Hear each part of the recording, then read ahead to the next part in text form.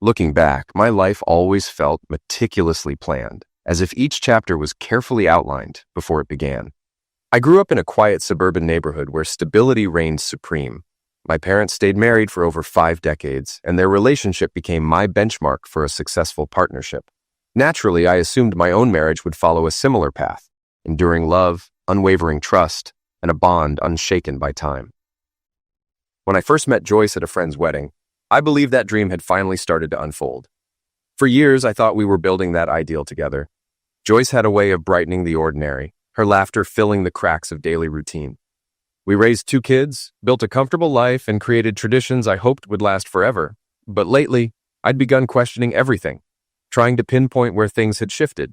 Were there signs I had missed? Or was I just clinging too hard to what I thought we had?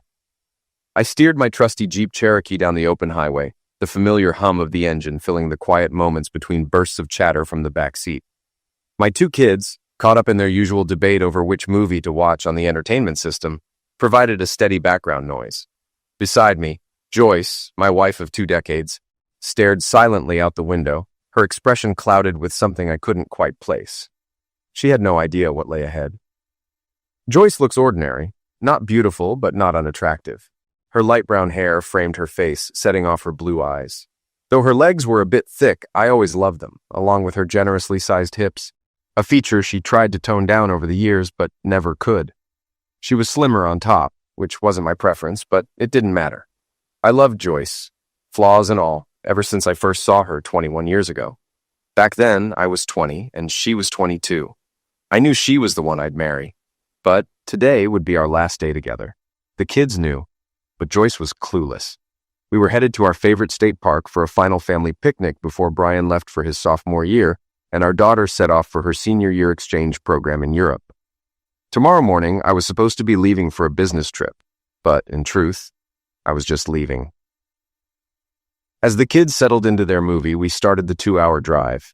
Joyce loved these picnics, where we could escape the hustle at home and enjoy each other's company in a peaceful setting. She liked the park even more because I never took my Mustang there. It wasn't suited for rough roads and had a small back seat that wouldn't fit the kids. Joyce had been jealous of the Mustang from the start, calling it my third child, and later, my second wife. I joked that I needed a second wife since she was always busy with her events and activities. I glanced at her relaxed face as we drove. I reached for the radio and turned it on. A Fleetwood Mac song came on, and though I didn't immediately recognize it, the signature beat by Mick Fleetwood and John McVie's strong bass lines soon gave it away. Years ago, I played guitar in heavy metal bands. Before that, my parents made me learn classical piano to teach me discipline and structure. Music became a key part of my life, helping me through tough times. Even now, I can't start my morning run without my iPod. The music I choose sets my mood and influences my daily decisions, often reflecting what I'm feeling. This time, the song was almost prophetic. Little Lies by Fleetwood Mac, not one of my favorites, felt painfully fitting. Just as Christine McVie started singing, Joyce changed the station. If I could turn the page in time, I'd turn over in just a day or two, the lyrics went. Leave it, I told her. Close my eyes, echoed Stevie Nicks and Lindsey Buckingham. Christine's voice sang of believing, which mirrored our situation. Tell me lies filled the car, almost as if the band was with us. In the rearview mirror, my daughter caught my eye. She understood the song's weight. She returned to her movie, and Joyce looked out the window as I thought about what those words meant to me, to us. I'd always loved Joyce deeply. She wasn't a stunning beauty, but her personality and positive spirit drew me in when we met. Our shared life made me think no one else could ever matter. Until 2 weeks ago, when I discovered her affair with Matt Blake. Christine's lyrics about turning back time resonated. If I could, I'd change the day Joyce met Matt and the day she first betrayed me. But I couldn't. So I gave her this day. One last perfect day with the family she said she loved. One more day with the husband she had betrayed. A final idyllic picnic at her favorite spot before everything fell apart. As I drove, she reached for my hand. I love you, Bill, she said with a smile. Sometimes I forget to show it, but never doubt it. My daughter let out a sarcastic snort from the back seat. I couldn't tell if it was because of her movie or something her mom said. The thought crossed my mind. Sweet little lies. I think it's because you're all so busy with school, work, and activities. I'm stuck at home feeling like I have no life. That's why my groups and charities matter so much, Joyce said. Why not just get a dog, Mom? My daughter chimed in. I stayed quiet, lost in how Stevie Nicks' voice could still give me chills after all these years. She still looked good too, even at 50 or more. You understand, don't you, Bill? Joyce asked. Sometimes you realize you can't just watch, you have to act. Oh, he understands more than you know, Jessica said from the back. No arguments today, Jess, I replied. Let's just enjoy this day together. No fights, no negativity. Joyce nodded, smiling. My eyes met Jessica's in the mirror. She bit her lip and said, Okay. Joyce squeezed my hand and leaned on my shoulder. She moved to kiss me, but I turned to read the passing sign, smoothly avoiding it. Jessica's giggle told me she noticed. I had to act the part of the devoted husband for the rest of the day. If I didn't, this final gift to Joyce would be ruined. While we ate, I wondered why she did it. Had she stopped loving me? Or did she never treat me as I treated her? Maybe, as she said, we were all busy and she wasn't. But that was her choice. She decided the rat race wasn't for her. She chose to be a stay-at-home wife. Joyce picked our house, the cars, the kids' schools. She set the vacations and plans. If she was unhappy, she could have said so. I also wondered, what did Matt Blake have that I didn't? Was it just his age?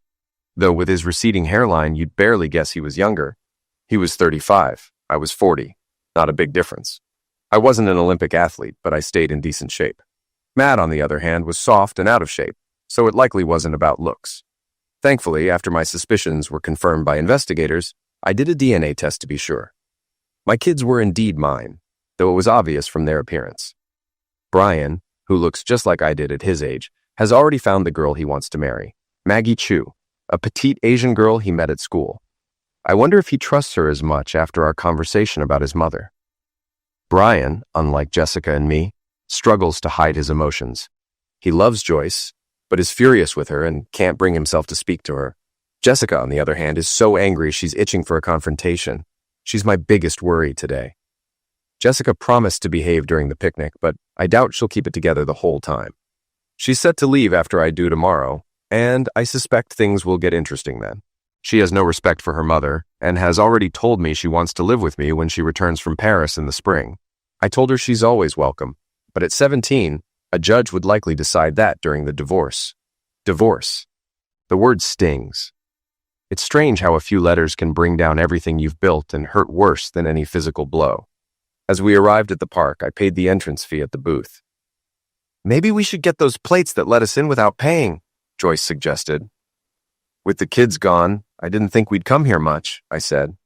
This is our favorite spot, Joyce replied. We'll come as often as we can, like always. Just the two of us? I asked skeptically. Of course, she smiled. There's no one I'd rather come here with. Even as she spoke, I could almost hear Stevie Nicks singing, Tell Me a Lie, in that deep, soulful voice. Within minutes, we were unloading food, blankets, and supplies. Jess, don't put the blanket too close to the grill, I called out. Okay, Dad, she said cheerfully. I only moved it closer to Mom because she was cold. No, honey, I didn't say that, Joyce said. You must be thinking of another time. Jessica, now beside me, whispered so only I could hear, I was getting used to the weather in hell. I turned and looked at Jessica, realizing for the first time how much the family's breakdown was affecting the kids. I knew I was heartbroken, but they were suffering too. Brian had Maggie for emotional support, but even their relationship was strained due to Joyce's actions. He trusted Maggie less and grew more suspicious of her outings. Jessica, my little girl, was clearly dealing with anger. I needed to talk to the program director to arrange therapy for her and strengthen our connection.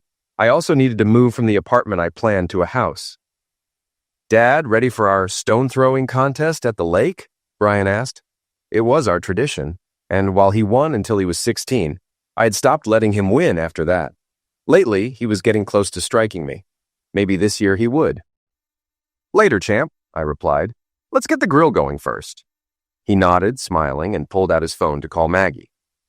Dad, there's no signal here, he said, frustrated. I just laughed. Brian, let's race to the lake, Jessica shouted, sprinting off before Brian even noticed. For now, I was alone, facing the moment I dreaded all day. Joyce laid out a blanket and motioned for me to join her. I need to get the grill going, I said, but save me a spot. I've been looking forward to this all morning. My acting was getting better. Joyce wasn't the only one who could tell sweet lies. What happened next, though childish, was one of my best performances. Joyce blew me a kiss and I caught it, pretending to touch my face while subtly discarding it and stepping on it. She didn't notice and smiled. "I wonder what you'd do with a real kiss," she said. "We'll find out later," I replied. Those little lies were contagious. "I'm going to look for wildflowers," she said. "Have something ready when I get back. And if you see Jess, send her to join me. She loves picking flowers." I nodded as she walked away. She paused and turned back. "Bill, I'm so glad you insisted I come today. There's nowhere I'd rather be. We need more time like this. Life has gotten so busy and we take each other for granted because we think we'll always be here. Let's go back to doing things together." She walked off smiling to pick flowers, the sweetest lie I'd ever heard.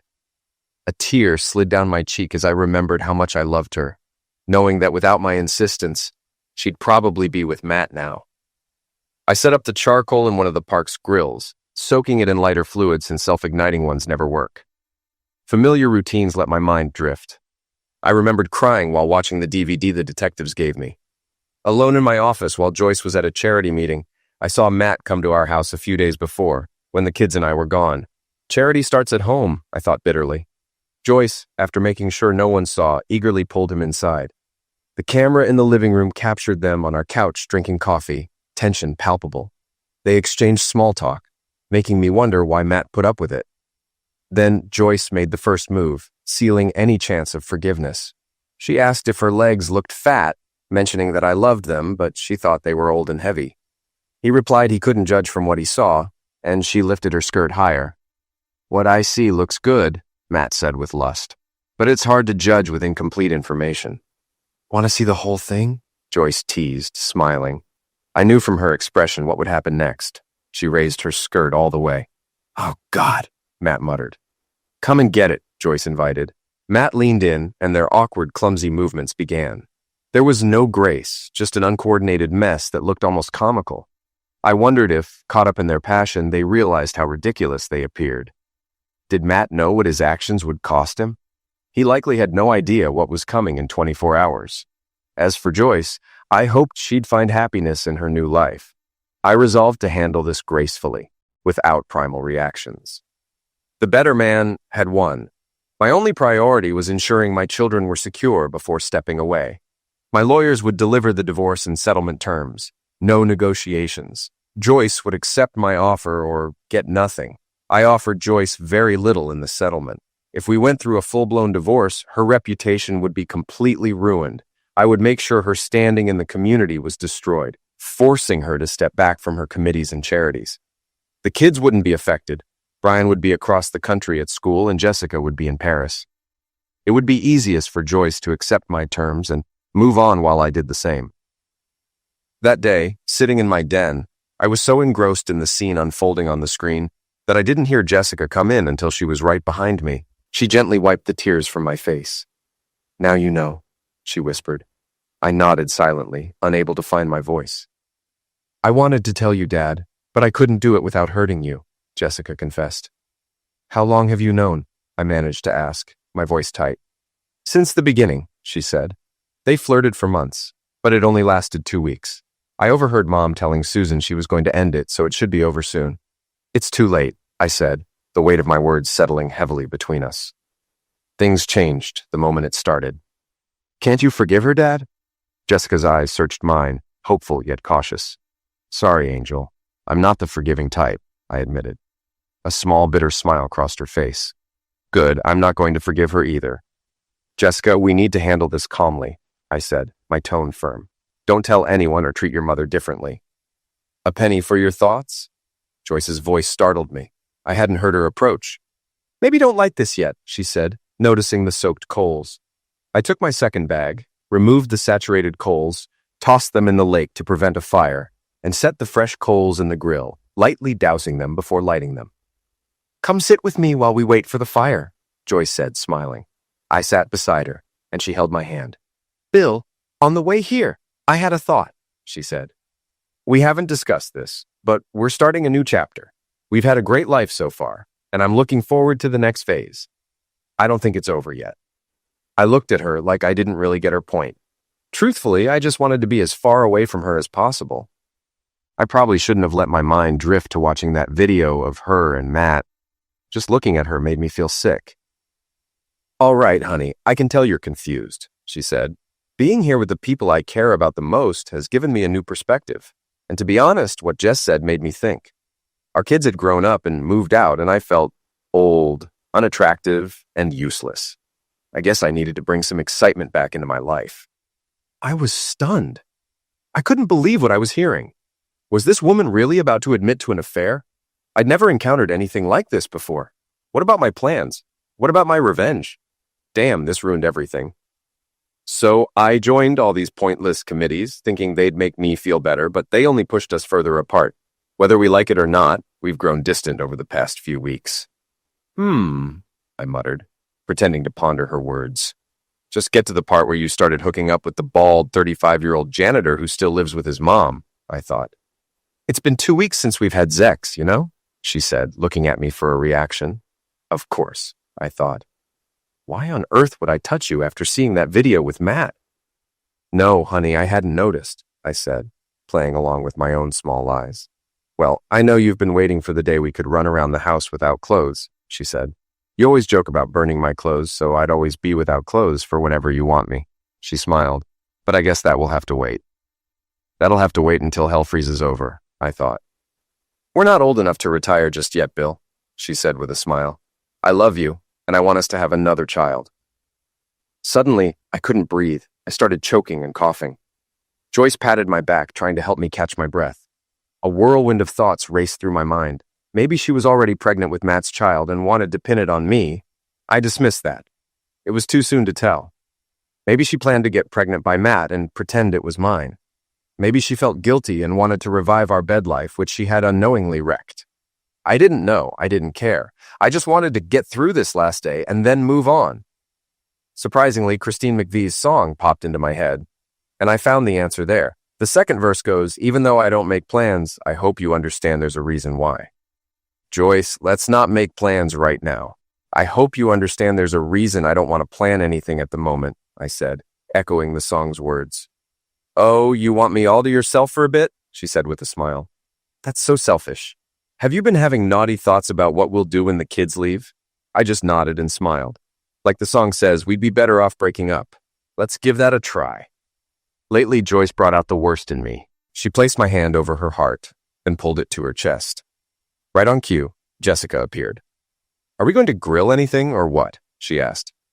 "Dad, should my stomach suffer because of your hormones all day?" I nodded, thankful for her interruption, and went to the grill. I put hot dogs, burgers, steaks, and some chicken breasts on it, along with a couple of salmon fillets wrapped in foil. "Maybe I understand why you want just the two of us for a bit," Joyce said, sneaking up on me again.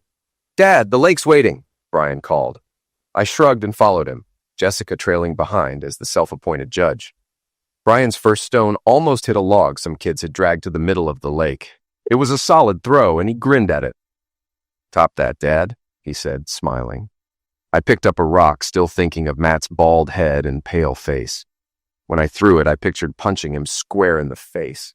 "Whoa, Dad!" Brian shouted. "Where did that come from?" Your rock flew over the log. It went halfway across the lake. Both he and Jessica stared at me, surprised. "Let's eat," I said, trying to sound upbeat. "We shouldn't leave your mom alone for too long." "Yeah, or we might catch her with the forester," Jessica joked. I was startled, but Brian just laughed. Back at camp, only the hot dogs were ready, so we ate those. After lunch, Brian said he was full and went to nap in the Jeep. Joyce wanted to show Jessica the wildflowers, but Jessica asked me to walk with her instead. Joyce, never one for hiking, set off to pick her flowers. As we walked, I tried to explain to Jess that what was happening between Joyce and me had nothing to do with her. I told her that we would always be her parents and that we both loved her. I also tried to make her understand that her mother would need her support in the days ahead, because it would be hard for her when she realized I was gone. "Why should I help the woman who destroyed our family?" Jessica asked. I didn't really have an answer, so I just said, "Because she's your mother and you love her." "Dad, men don't notice anything," Jess said. "If there's something right in front of them, they don't see it unless it's work, football, or cars. But girls and women notice the smallest things. Probably half the girls I know see it too. It's embarrassing." I stopped and just looked at her. "I love you, Daddy," she said. "In the spring, when I come home from school And during Christmas break, I'll come stay with you. The rest of the day flew by. We played a lot of family games, tossed a frisbee around, and looked at the clouds, trying to spot shapes. We ate a lot and even went with Joyce to see her favorite wildflowers. When we were tired from picking flowers, we returned to camp for dinner. My son almost ruined everything himself. It's hard to believe we'll never do this again, Brian said. Of course we will, Joyce said, and Brian, Jess, and I stared at her in shock. But what I meant was... Brian tried to correct himself. I know what you meant, honey, Joyce said. Maybe next time you can bring Maggie. And maybe Jessica will bring someone too. Then maybe you and Maggie will make me a grandmother. But we'll always come here. It's a family tradition. She nudged me with her elbow and added, So that might make it even better? Brian smiled, relieved he hadn't spilled the secret. Joyce leaned in to kiss me, not noticing the angry look Jessica shot at her older brother. I've lost count of how many times I kissed Joyce over the years, but this kiss felt different. It was like the sadness in Brian's words made her put more into it, as if she believed our whole relationship depended on this one moment. Have you thought about my proposal? She asked, her eyes full of hope. Her eyes were so full of love, adoration, and passion that for a split second, I almost forgot my anger. They say the eyes are the windows to the soul. When I looked into Joyce's eyes, I saw love. For a fleeting moment, I thought about having one last night with her. Maybe her wish could come true. But then I realized that if she got pregnant, I'd never be able to walk away from my child. Besides, I hated the idea of her raising my kid in Matt's mom's basement. As we loaded the Jeep, the sky grew darker. We yawned as we set off for home. The return trip would take longer since we needed to drop Brian at the airport. He was catching a red-eye flight back to college to spend an extra day with Maggie before classes resumed. Maggie had already returned that afternoon, and I don't think she knew he was coming. I suspected Brian wanted to surprise her late at night, to see if she was there, and more importantly, if she was alone. Damn Joyce for shattering our children's lives with her deceit. Her insecurities and boredom had caused so much damage. None of us would ever be the same. Our family was broken. I really hoped Matt was worth it. Can you drive, sweetheart? Joyce asked. I'm fine, I replied. I just have a lot on my mind. Oh, she said. Have we made a decision? I was thinking about other things, but I decided one more sweet lie wouldn't hurt. I wanted to make her as happy as possible for this last day together. The whole point of today was to capture a glimpse of the life we should have had, to create one last memory of the love that had defined most of our adult lives. I'm trying to think of names, I whispered. Her expression was priceless. It was a mix of love, adoration, and passion, the look she always gave me until 2 weeks ago, when she started her affair with Matt. After that, all I saw was guilt and doubt. Are we starting tonight, baby? She whispered. We should probably wait until I get back from my trip the day after tomorrow, I said. We don't want Jessica to hear us, and that would be awkward. As we drove home and stopped at the airport, I felt conflicted. Joyce seemed like her old self again. The way she kept holding my hand showed that, despite everything, she still loved me. Maybe, as she suggested, it was just boredom and loneliness that had made her lose sight of what truly mattered. Was this a forgivable mistake in a strong marriage that I was blowing up due to my pride and insecurities? I needed to sort out my feelings. Most men, myself included, don't process emotions well. Women do. Men react on instinct first, then analyze and follow logic. My first instinct was to cut Joyce out of my life completely, and my logical side told me that if she did it once and got away with it, she'd probably do it again. Both instinct and logic were urging me to move on. No matter what my heart said, I wasn't willing to spend my life at the mercy of her whims. Life's too short not to be happy. At the airport, Joyce and Jess dozed off while I dropped Brian off. I slipped him some cash, even though he already had a debit card for expenses. I hugged him tightly. Dad, don't forget, email me as soon as you know which office you're transferring to. Jess and I are planning on going to Hawaii. I'll bring Maggie for Christmas, but we'll be at her parents' for Thanksgiving. That should give you time to get the new place ready, he said. But keep me posted. Thanksgiving on the beach sounds awesome. Brian, what if your mom and I are still together? I asked. He gave me a skeptical look. Then Christmas will probably be awkward, with you checking under the tree to see if her boyfriend left her gifts, or if she invited him over, counting chairs at the table, and constantly watching the chimney to make sure she's not flirting with Santa Claus. I love you, Dad. Just do what you need to do. We'll support you, whatever you decide. He gently stroked Jessica's head and kissed her lightly. "Don't tell her I did that," he said with a grin, then walked to the terminal, no longer just my son, but a grown man. I got back in the car and started driving home. Joyce, half asleep, reached for my hand, and Jessica snored softly in the back. Even in her sleep, Joyce instinctively reached for me. "Love you, Billy," she murmured. This only deepened my confusion. How could a woman tell me she loved me even in her sleep? Could that be faked? Another thing struck me. The way she acted around Matt was different from how she was with me. Maybe she was pretending with him. Or had she been pretending with me for nearly 20 years? Was I really about to throw away 20 years of our lives because she'd slept with some loser twice? I started doubting my plan. It felt cowardly to leave without telling her why. Even a dog gets a newspaper smack to know not to mess up. Didn't Joyce deserve an explanation after 20 years? Didn't she deserve a chance to respond? Maybe it was my rational side coming through. The best way might be to make some coffee, invite Matt over, and have an adult conversation. What on earth was I thinking? She cheated. She didn't deserve anything. "Wake me up when we get to the airport so I can say goodbye to Brian," she mumbled. We left the airport 20 minutes ago," I said. "We'll be home in about 15 minutes. Joyce's eyes widened. "Brian's gone?" she asked. I nodded. "But he didn't even say goodbye to me," she said, clearly hurt. "He kissed me goodbye," Jessica said, twisting the knife. "It's hard to pretend to sleep when your monkey brother's licking you. I guess that's his way of showing love." "Go back to sleep, Jess," I said. Her smirk in the rearview mirror showed she had gotten what she wanted. "He knew you were tired, honey," I told Joyce. "He wanted to let you rest. He knows you'll have to work even harder on those committees since you took today off to be with us." "I need to be with you," she said. "No committees, no charity events, no projects. Just the one we're going to do together." Was this just another lie, or was she being honest? I couldn't tell the difference anymore. I pulled into the driveway and carried Jessica to her room. "Love you, Daddy," she murmured. "Forever and ever." "I love you too, my little angel," I said as I turned to leave. "Don't forget to call me when my plane lands so I can hear how she reacted," she said. Suddenly, her eyes were wide open and alert. "And Dad, I'll live with you. In our state, kids over 13 can choose which parent they want to live with. I'm 17, so pick Hawaii because I look great in a bikini. Claudia and I get along great." I wondered why she mentioned Claudia. "Jess, if you weren't asleep, why did I need to carry you up the stairs?" I asked. "Because today is the last time for some things," she said softly.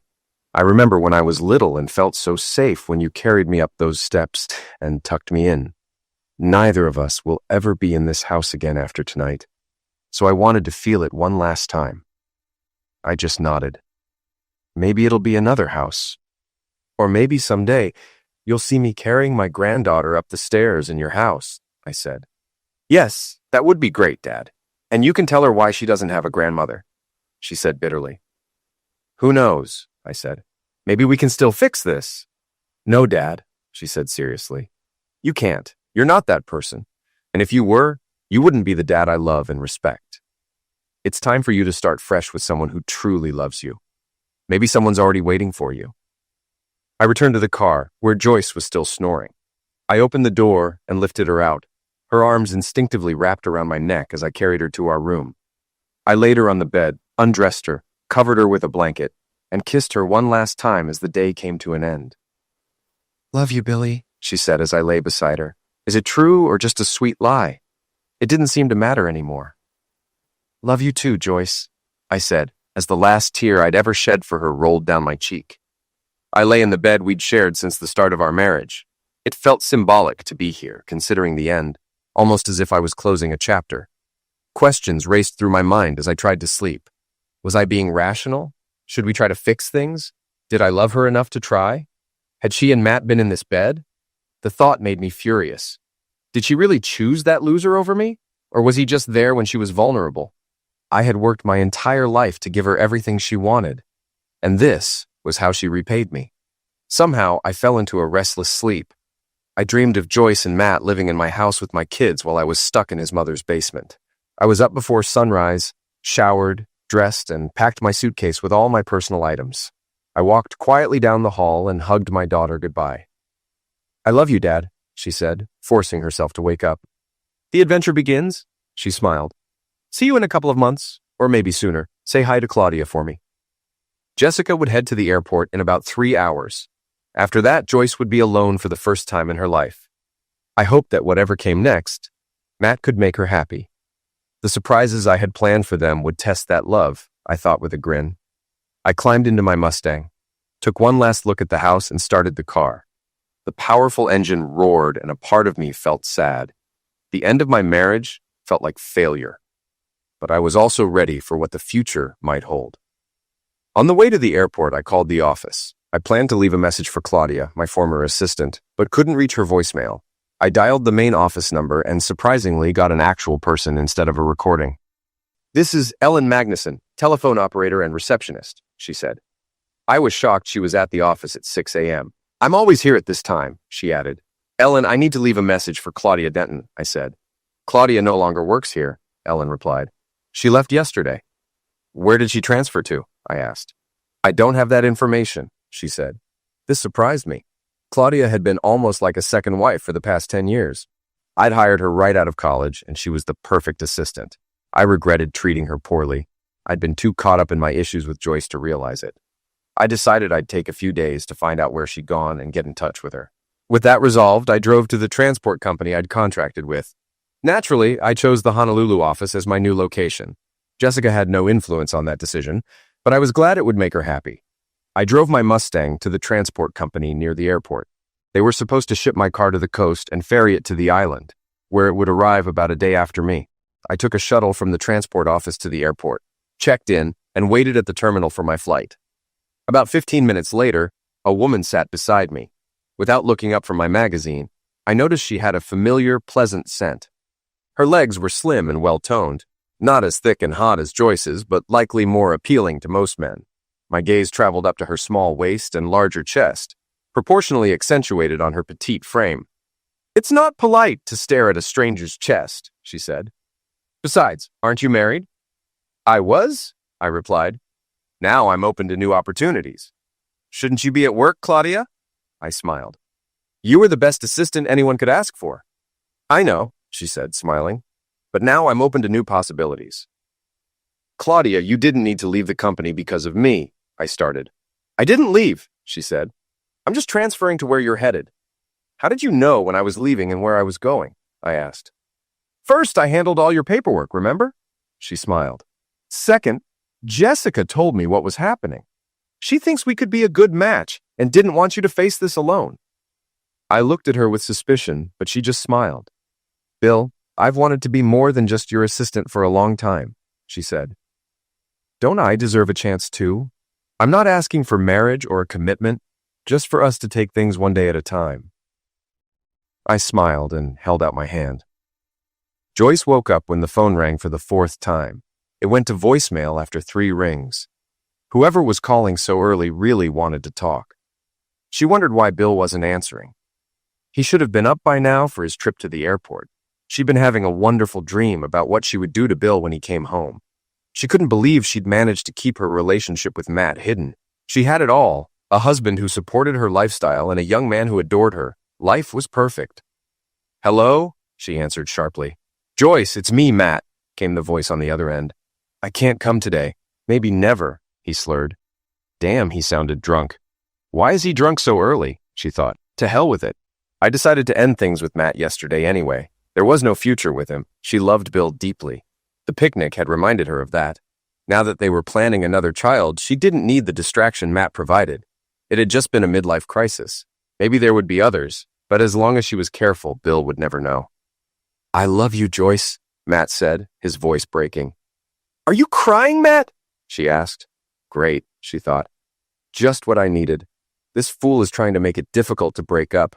It's so annoying. Some people can't recognize when it's over and ruin everything, thinking they can hold on forever just because they want to. He needs to move on. "It's over, Joyce. I feel terrible," he whined. "What's wrong, Matt?" she asked, just to be polite. "Are you sick? Hurt?" She was relieved her husband wasn't as pathetic as Matt. What did I ever see in him? He's not attractive, fit, or smart. He has no ambition and still lives with his mom. And he's awful in bed. She'd chosen him because no one would suspect her, and he posed no threat to Bill. She thought she could teach him to satisfy her. But before anything serious started, she realized she loved Bill too much to go through with it. "My mom's going to eliminate me," Matt said. We have a problem, Joyce. I love you, but I can't take this anymore. It's not worth it. What are you talking about? Joyce wondered, now irritated. This morning, I went in for my shift at the supermarket. I thought I could earn an extra $10 helping unload trucks, Matt explained. I wanted to use that money to buy you a gift, to show how much I care. But when I got to work, they sent me to the manager's office. His voice wavered. He said they have a policy against employees fraternizing with customers, especially married ones, and they had to fire me to avoid a lawsuit. I lost my job, Joyce. I'd worked there since high school, and they just let me go. He started crying again. As I rode my bike home, I started wondering if someone had found out about us and was trying to stir up trouble. I had just passed the alley behind the store and began pedaling faster when, out of nowhere, a big teenager came out of the alley and hit me so hard I fell off my bike. When I got up, he was gone, and so was my bike. I headed home, but not long after, 2 large men attacked me. They knocked me badly. The entire time, they kept saying I should have known better than to mess with a married woman. I woke up in the hospital, and my mom was there. She told me to call you and tell you to stay away from me, Joyce, but I'll always love you. The call ended, leaving Joyce with nothing but a dial tone. She didn't know whether to laugh with relief or cry out of guilt for what had happened to Matt. She was certain Matt's mother was behind all of it. It seemed like her version of tough love. She must have discovered Joyce was married and took it upon herself to teach her son a lesson. Instead of grounding him or taking away privileges, she got him fired, arranged for his bike to be stolen, and since he was too old for a spanking, hired thugs to knock him up. Maybe this was for the best, she thought, because her heart belonged to the only man who truly mattered to her. There was no place for Matt in her life. She decided to make breakfast. Maybe I'll take Jessica to the airport myself. Jess wanted to prove she was independent by taking a cab, but we needed time to bond. Joyce had felt some tension between them during the picnic and wanted to address it. Until recently, they'd been a close family, but now something felt off. At least things seemed better with Bill. Yesterday had been perfect, and she had done everything she could to show him she loved him wholeheartedly. After a couple of weeks of flirtation with the idea of an affair, she felt sure he trusted her again. When Joyce entered the kitchen, she noticed a large envelope on the table. Just as she started to open it, a car horn sounded outside. She looked out the window and saw a taxi waiting. Joyce opened the envelope as she heard footsteps from upstairs. Jessica was coming down. As Joyce read the note inside, a chill went down her spine. "Press play on your DVD player, then read page 2, it said. Joyce pressed play and watched in horror as footage of her latest encounter with Matt played on the living room TV. Jessica walked past and said, "Goodbye, Mom. I hope you enjoyed your last day with Dad. He wanted you to have a beautiful memory, but you won't see him or me again." Joyce looked back at the letter. At first, she thought it was from Matt's mother, but as she continued reading, her worst fears came true. "Goodbye, Joyce. I hope Matt was worth losing your husband, your marriage, and your family. I loved you deeply, and your betrayal broke me. In a few minutes, someone will arrive with divorce papers. You need to sign them as soon as you get them. If you sign, we will proceed with an uncontested divorce citing irreconcilable differences. My lawyer will reach out about custody arrangements for Jessica. You'll receive 25% of our shared assets, including the house, which is already up for sale. You have 30 days to find a new place to live. I sincerely hope Matt has room for you in his basement. If you refuse to sign, I will ruin your reputation so badly that staying in this town won't be an option. The money is generous, considering the life we had that you destroyed for reasons I can't fathom. I don't want to see, hear from, or talk to you ever again. So I'll never know why you did it. And it doesn't matter. Yesterday was bittersweet, and I struggled to consider if we could make it work. I thought I might be able to forgive, and I never stopped loving you, Joyce. But I can't forget what you did. I'll never trust you again. I couldn't live constantly wondering if meetings or shopping trips were excuses to see someone else. You've done this many times, haven't you, Joyce?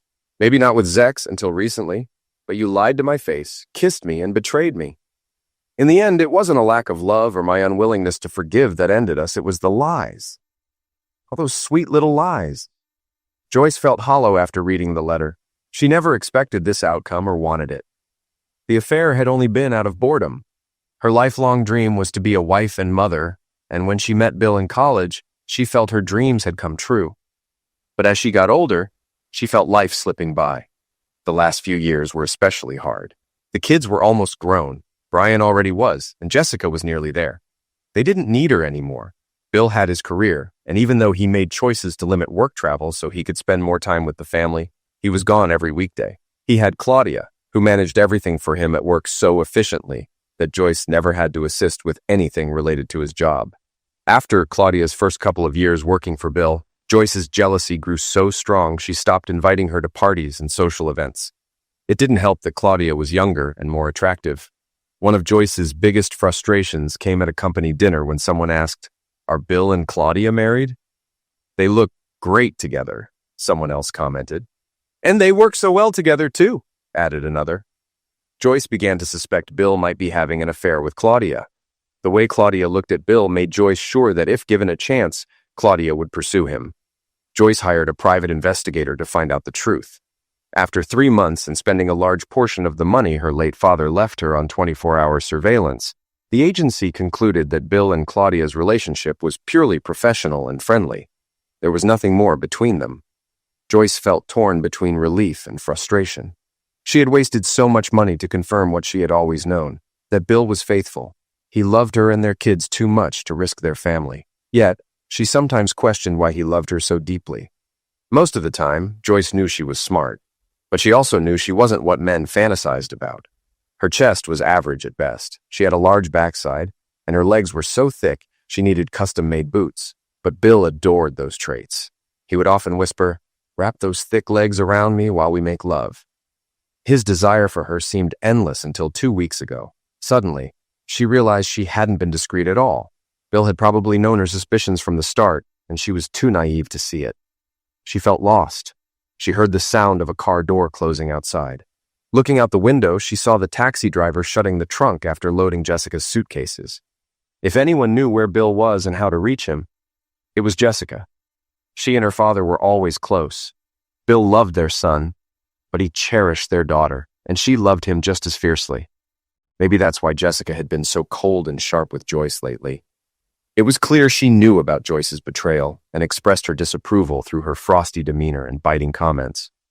"Jessica, wait," Joyce called as her daughter stepped into the taxi. Jessica turned, looked at her mother, and simply raised her middle finger. Without a word, she got in and shut the door. The taxi drove off, and Joyce, still in her robe, ran after it down the street. She stepped on a sharp rock and cut her leg, hobbling back to the house. Just as she reached her front door, she heard a whistle from a neighbor's house. The old man across the street waved. "I need your help," Joyce said, pulling her robe closed. "Can I use your phone? You've had your cheap thrill looking, so you owe me that." The old man stood and walked to his house. Joyce followed, still glancing around, wary of any eyes on her. "The phone's there," the old man said. Joyce found the phone book under the table where the phone sat. She reached for it, but before she could open it, he closed it. She stared at him in surprise. "What?" she asked. "I have a question for you," he replied. She nodded for him to continue. "What's the opposite of good?" "It's bad," she said. "No," he answered. "The opposite of good is better. I had a good life, and I ruined it trying to make it better." He handed her a key. "What's this?" she asked, examining it. "The key to your house. Your husband gave it to me to water your plants and pick up your mail while you were on vacation." Joyce looked at him and said, "Thank you." She hurried back across the street and unlocked her door. She went straight to the phone and called Bill's cell. It went to voicemail. She wanted to leave a message, but didn't know what to say. She knew she had limited chances to tell him how sorry she was. She decided she would leave a message later, once she gathered her thoughts. If she accepted Bill's terms, she would be okay for a while. Their house was worth over $300,000, and 25% of that would be $75,000. It would sustain her temporarily, but it wasn't enough for long-term survival. She'd need to find a job and a new home. The money wouldn't last. Buying a comparable house would eat up her share within a couple of years, and her savings would run dry shortly after. Joyce had never worked. What could she even do? Her life was falling apart over nothing. She needed a way to get Bill to forgive her. The doorbell rang, and she stood up to answer it. "Joyce Williams?" asked a young woman with a briefcase. "Yes," Joyce said, wondering what she was selling. "You've been served," the woman said. "What?" Joyce said. "No, it's too soon. I'm not ready. I don't know what to do." "I need to return these papers with your signature," the woman said, looking bored. Joyce thought about everything she had done and all the people she had hurt with her careless actions. If Bill had dragged her reputation through the mud, more people would have been affected. She did the only thing she could do. She signed the papers. She closed the door behind the woman and collapsed at her desk, crying uncontrollably. 2 days and 4,563 miles later, Claudia stepped out of their hotel bathroom and touched Bill's shoulder as he cried over what Joyce had thrown away. "Things will get better, dear," she said, trying to comfort him, though she knew most people never truly forget their first marriage or the other parent of their children. In time, she and Bill would build a life together, maybe even have kids. But Joyce would always be a memory. So telling him it would get better was a little lie. On December 24th, Joyce walked through her old neighborhood, ignored by former friends and neighbors. Even her best friends next door avoided her while putting up Christmas decorations. Bill had kept his promise not to spread what she did, but Matt's mother told everyone, painting Joyce as the older woman who seduced her son. The gossip spread fast, leaving Joyce an outcast, only approached by unwanted suitors. Joyce knocked on the door of her last friend, an old lonely man who welcomed her in. "Trouble loves company, eh, Joyce?" he said. "Weren't you supposed to have your kids over for the holidays?" "I hoped so," Joyce replied bitterly. In just 3 months, she had become a stranger to herself, a far cry from the woman who had cheated on Bill. "Brian's grown now," she continued. "He and his fiancée decided to spend Christmas with Bill in Hawaii. They're enjoying the beach. He said he loved the idea of Christmas on the sand, with the whole ocean to throw stones into with his dad and Jessica. The court ruled we alternate holidays, so I had Thanksgiving and Bill got Christmas. Jessica asked to spend part of her holiday with Brian and Maggie, so she'll be with them for New Year's." Dan, who had been listening intently, raised an eyebrow. "So, Jessica didn't care," Joyce snapped. "She came because the court ordered it. She arrived Wednesday, went straight to bed, barely spoke Thursday, and left right after dinner. She flew to Hawaii, not back to Paris, to join them. I only found out when I called Brian and spoke to Maggie, who didn't know to keep it quiet." Joyce's eyes welled up. Maggie said it was the first time they'd all been together since Thanksgiving. They celebrated on Friday when Jess got there, even watching recorded football games together. I invited Bill to Thanksgiving, imagining him lonely, but instead, Maggie mentioned how great Claudia looked in a bikini. They celebrated on the deck of the house Bill bought for them. Claudia, not only built like a model, is also an amazing cook. She paused, biting her lip. "I must be clairvoyant. I always knew that woman wanted Bill, so I hired detectives to watch them. They never met, and wouldn't have if I hadn't pushed him to her. I sent Bill a Christmas gift to remind him I was still here, but it was returned unopened with a big green sticker saying, 'Parcels from this address are not accepted.'" Joyce's voice dropped. "I called Bill's cell, which he had given me for discussing Jessica's matters since we share custody, though she chose to live with him. He waived child support because I don't work, which I thought was kind at first, but really it was so he wouldn't have to speak to me. He avoids any contact. Jessica's court-ordered visits are all I have, but she barely speaks or interacts when she's here." Joyce continued. "I called Bill's phone and Claudia answered. I knew he was there and had handed her the phone. I heard Christmas music and people chatting, clearly having a good time. I asked Claudia if she was still Bill's assistant. 'I would never work for anyone else,' she said. I asked what else she does for him, and she said, 'Whatever he wants.' I almost cried, but tried to be gracious. I asked if they got the gift I sent, and she said it might have been lost in the mail, downplaying it to spare my feelings. Then I realized I was on speakerphone because when I asked for Jessica, I heard her whisper, 'No.' I swallowed my pride and asked if I could visit for Christmas with their gifts. Claudia just said, 'Oh wait, there's Jessica.' Jess took the phone, and I told her I hadn't heard from her in a month. She said she'd been busy with school. When I asked what she wanted for Christmas, she said nothing. She told me she wanted me to keep being the best mom I could, and her dad and stepmom would handle the rest. Even though Bill isn't married to Claudia, she's already more of a mother to Jessica than I am. My own mom blames me too, always saying I was out of my mind. Maybe it was a midlife crisis, hormonal imbalance, or temporary insanity. 'Bill loves you,' my mom said. 'Give him time, but time is running out and he's moving on.' Now my mother blames me for not seeing her grandchildren. Claudia even flew my mom to Hawaii for Christmas since Bill's parents were there for Thanksgiving. Maggie meant the entire family when she said everyone would be together." Joyce's voice grew faint. "Deep down, I believe Bill still loves me. That's why he hasn't married Claudia yet. But he's trying to forget me. He's with a younger, prettier woman, yet he still struggles to let go. He must have loved me deeply. He always said so. How did I get bored with that kind of love? Now I'm sitting here, bitter and gaining weight, knowing it's only a matter of time until he forgets me completely and marries Claudia. She sighed.